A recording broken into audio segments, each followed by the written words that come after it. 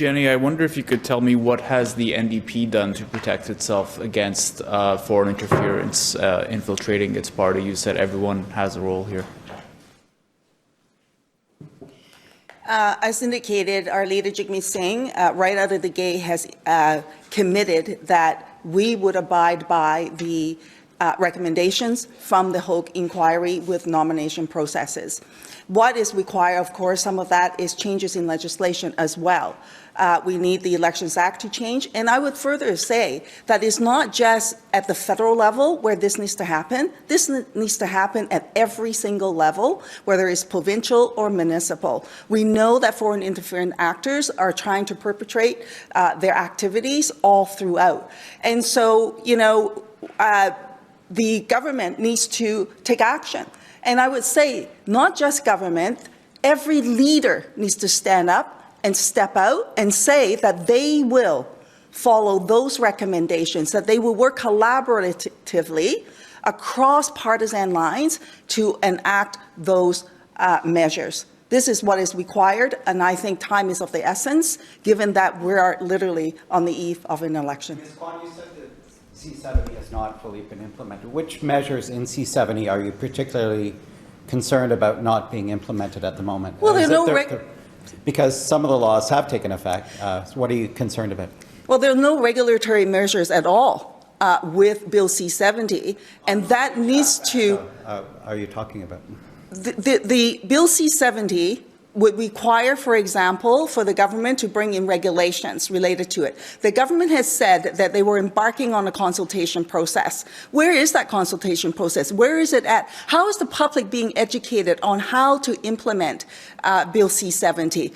So that people can have the knowledge base, that they don't end up inadvertently, for example, find themselves to be in violation of the Act.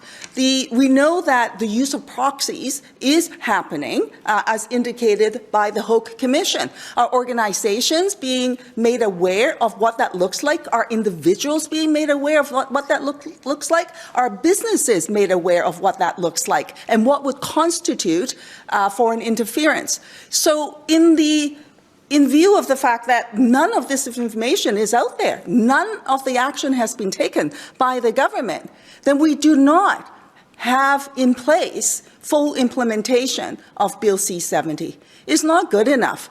We know that when the government made the commitment that they were going to bring forward a registry, they foot dragged that process. It took a long time for them to finally table the legislation. Once they tabled it, parliamentarians came together and expedited the process. So what is that registry? Where is that registry? What does that registry look like? And what are the requirements for people to follow the law, as it were, with the registry? We have none of that information.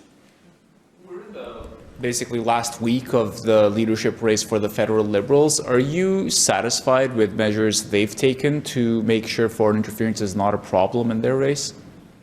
Well, actually, I'm not part of the Liberal Party, and I have no information on how they are running their nomination and what that process is. We know that some candidate has been disqualified. We don't know why. Was foreign interference an issue, for example? I don't know. What exactly have they put in place with their nomination process?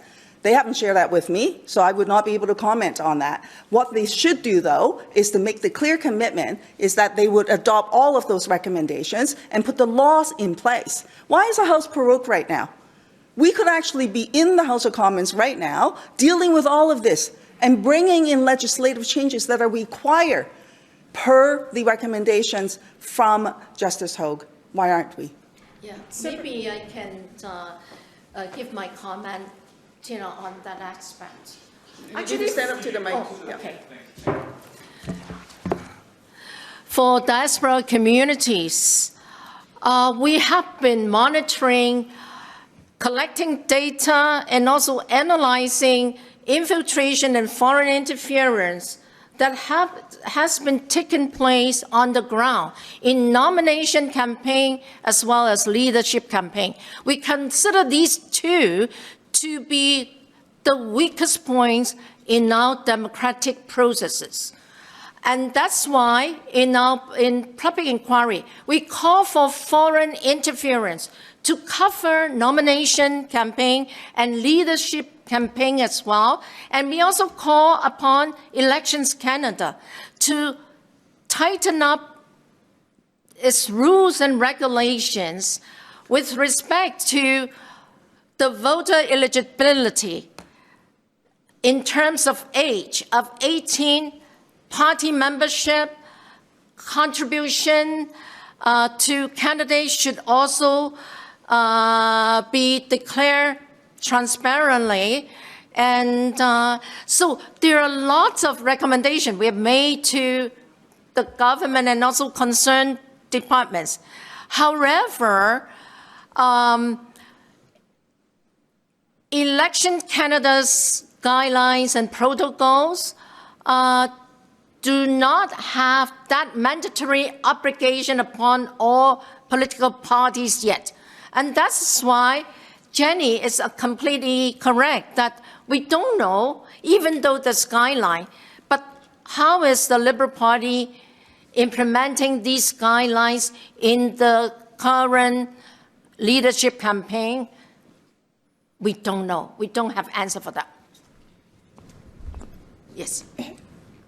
After all the time and expense of the inquiry, several of you specifically suggested today that foreign interference has been happening and will be affecting this spring's election campaign, which makes me wonder whether we've learned anything from this big inquiry process that we had.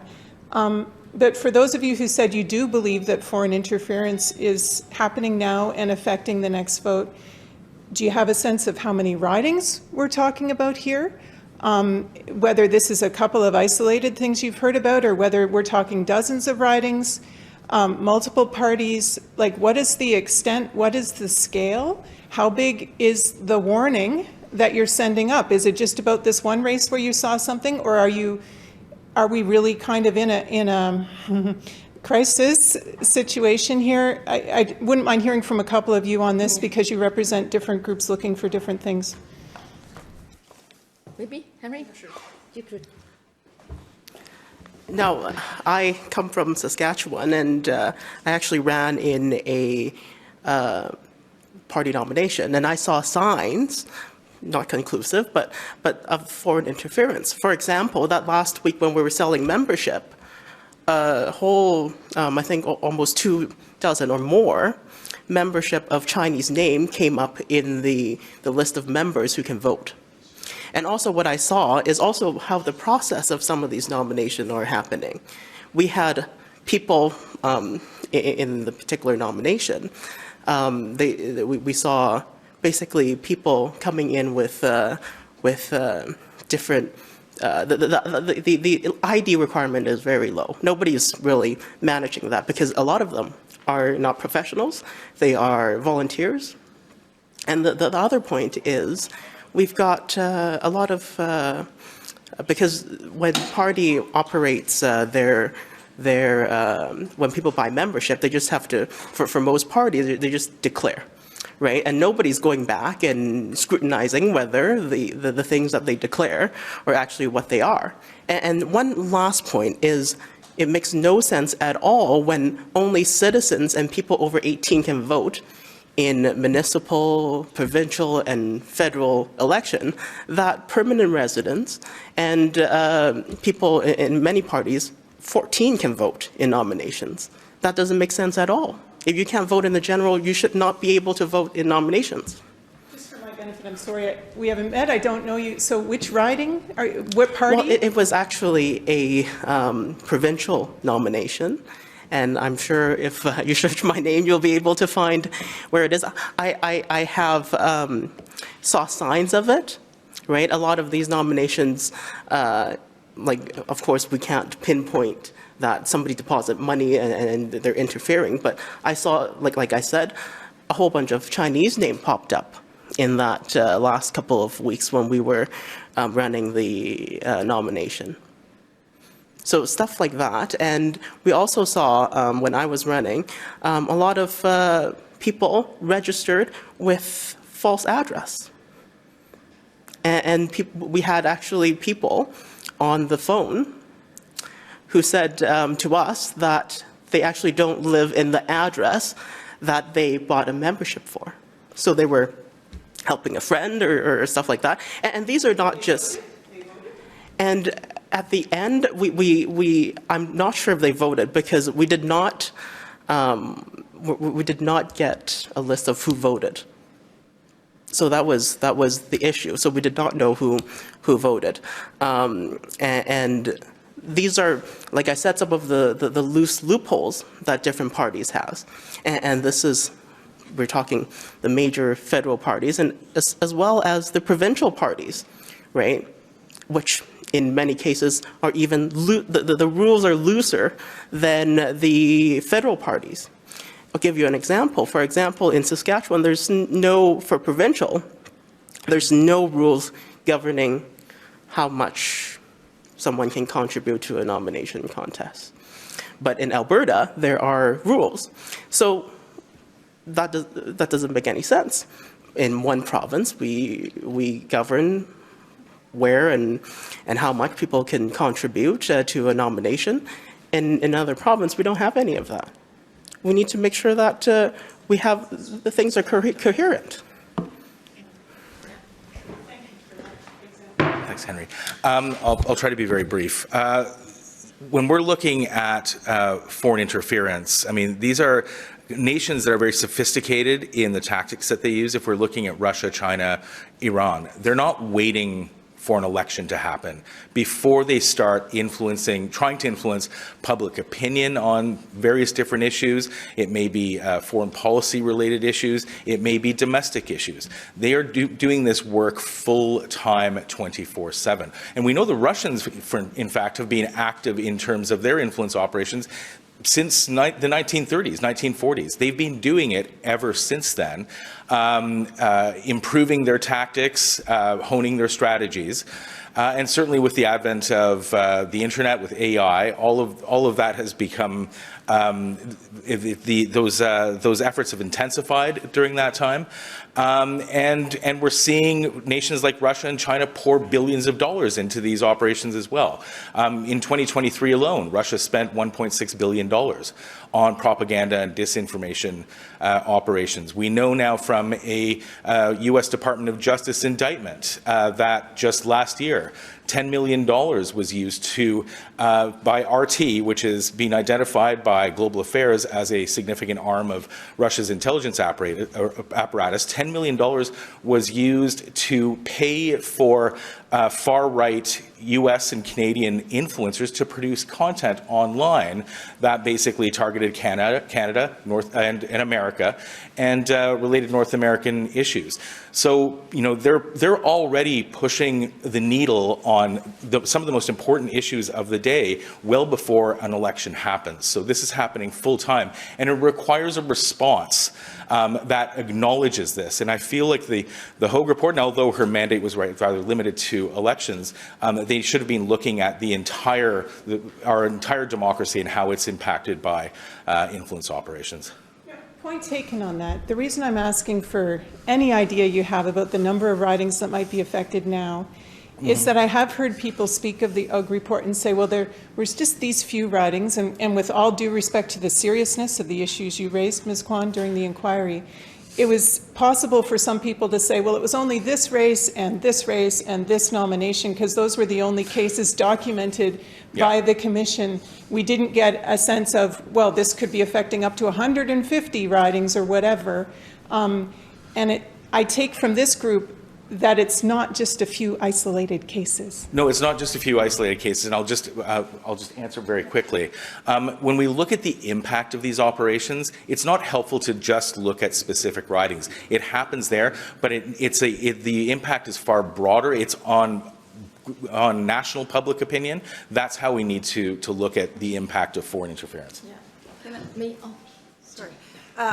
Maybe I can jump in here as well to add this. One of the flaws, I would say, of the government's approach in looking at foreign interference during the election period, even thereafter, was to look at the threshold on whether or not the electoral outcome might have been changed.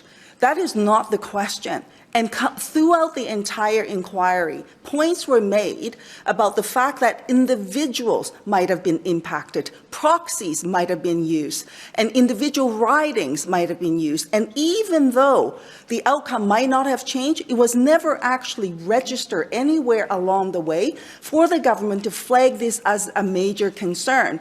The reality, of course, is that there are witting or unwitting or semi-witting candidates or even staff that might be impacted. So it's out there everywhere. We know that. So the question becomes, what are we going to do about it? One of the issues to the question around the registry is that you require people to register. If you are working or in support of a foreign country to advance a perspective, there's nothing wrong for you to say this on the public record. It is only when you hide it and you don't tell the public and be transparent about it that it becomes an issue.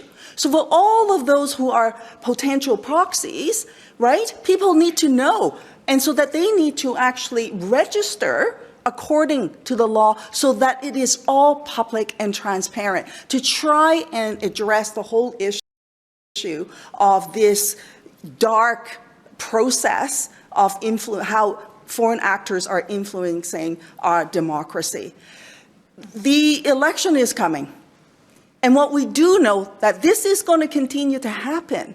And so there are a number of different things that needs to be in place, including the communications, which the Hogue report had highlighted as a colossal disaster and failure through the entire process. I would even argue some of the systems is dysfunctional, is not working.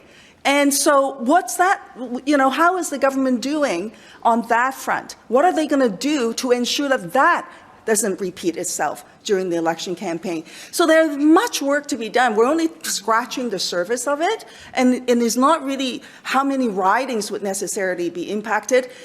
One instance is too many.